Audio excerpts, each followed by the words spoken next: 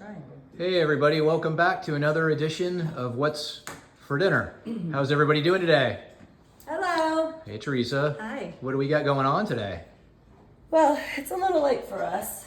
It's after 5, but you grilled out 5 ribeyes because we thought we were having 2 more teenagers here. And then we also did your fillet. And then I did a fillet. Yep. And what I do is I cook those in the pan to cut back on the grease so we don't have any flame ups.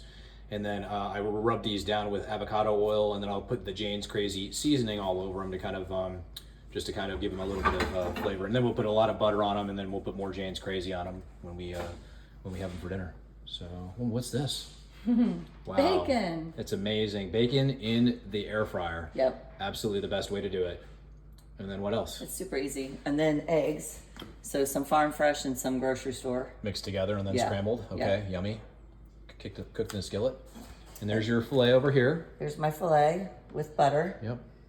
And then I just warmed up some cauliflower from last night. Yeah, cauliflower mash. So Yep. for those who didn't see last night or haven't watched before, what is the deal with the cauliflower mash? So it's a couple heads of cauliflower, 2 blocks of cream cheese.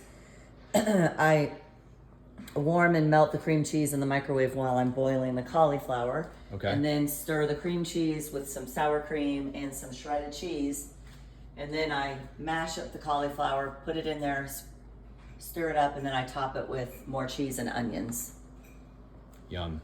And then you have to bake it all together, And right? then bake it, yeah. Yeah. How long do you bake it for usually? How long does it take? Until it's brown like you like. 20 Okay. minutes, 30 minutes. Yep. Right on. Okay, so metabolically speaking, will any of this stuff we're making tonight cause our blood sugar and insulin to spike? No, it will not. You're going to have to get out of your head that fat makes you fat. I'm 35 pounds lighter than I've ever been by eating fat and protein. So before I ate the food pyramid like the government told me, and I was 35 pounds overweight, I was miserable. And I exercised my tail off. Well, we were killing ourselves, working out like sometimes 3 times a day. And we were eating low fat the whole time. Yeah. So fat doesn't make you fat. It's the carbohydrates. So in this meal, if we were to add a loaded baked potato, a sweet potato, mashed potatoes, rice, rolls, Pasta.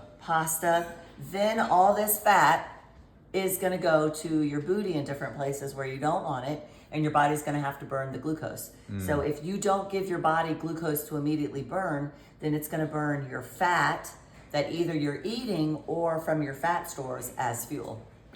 That's what we want. Yeah. Especially from the fat stores. 40,000 calories the average person has on them in stored fat. 40,000, 40, and then 3 more zeros. So we've got lots of calories to tap into.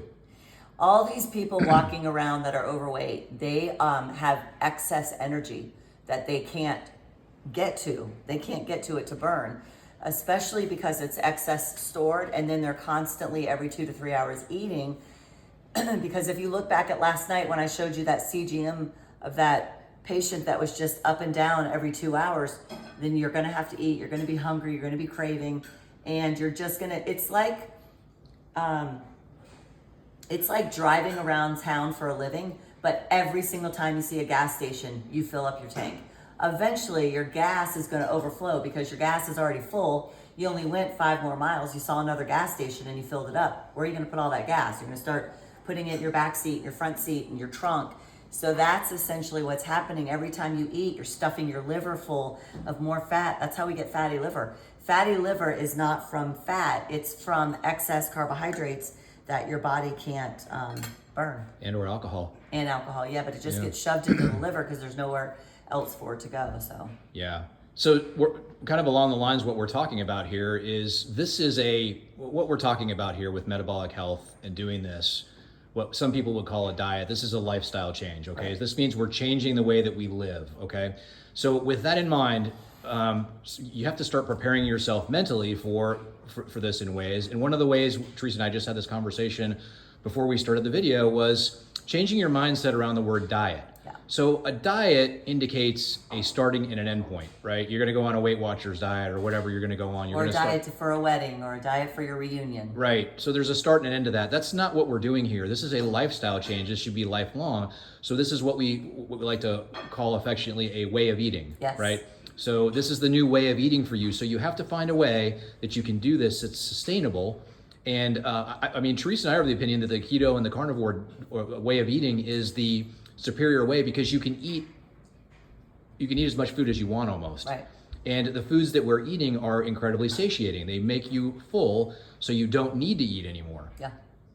Or you're not as hungry, you don't have to snack in between, as long as you give yourself enough fat. Now there's nuances, like when you get to a point where you're in ketosis and burning fat for fuel, you may not need as much fat in your dietary stuff, and that way your body's gonna take the fat from other places. But if you're just starting, like as a diabetic, and you're just starting, eat as much fat as you want. Yeah, you need the fat, because the fat is going to replace the sugar for Yes. you. Until you get adjusted and your body gets fat adapted, you're going to need that transition, and that's what the fat is for. So that's why you hear like bulletproof coffee and people putting, MCT oils and things like that. That's what they're doing. That's meant to be at the beginning to kind of get you over the hump and get you to where you're fat adapted. Once you've gotten to the fat adaptation stage, you don't need to add all those fats and all those ketones to all your foods. You don't need to eat the keto-fied foods anymore. Right.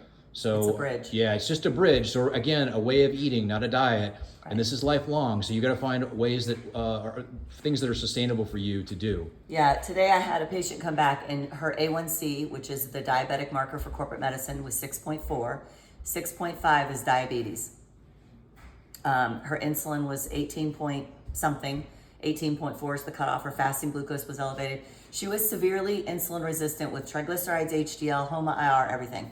She said, this is going to be really hard. This is very restrictive. And I instinctively said, I feel like more restrictive is getting your foot cut off because of diabetes and trying to walk with one leg. I feel like it's a little more restrictive. All of the complications and all of the adaptations you would have to make because you're unhealthy later on in life, especially when you're 50, 60, 70 years old, and you're getting older and whatnot, your body doesn't bounce back like it used to. So why do you want to put it through all that trauma and try and get this stuff fixed later on in life? Take care of it now. Right, Prevent and it we're from living happening. longer, so quality instead of just, the quantity of time. Oh, my grandma lived to 99.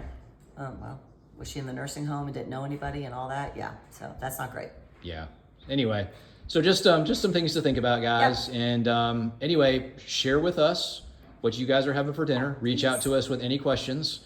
And again, the hardest thing to do here with this way of eating or this new lifestyle is to get started. Yep. So just find some little small things, get some early victories, and then just kind of build on those and move forward from there. Yep. We love you all. We're here. We're rooting for you. We're in your corner. And God bless everybody. And we'll see you next time. Bye. Bye.